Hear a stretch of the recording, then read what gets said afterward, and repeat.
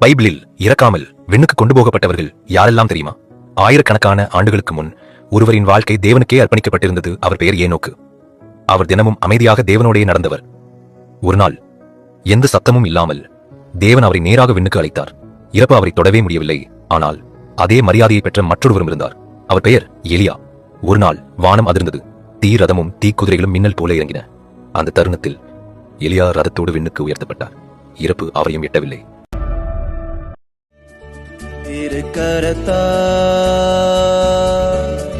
தாங்கி என்னை திருச்சித்தம்போ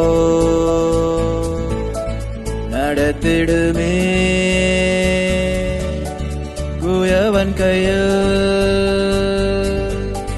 களிமண்ணா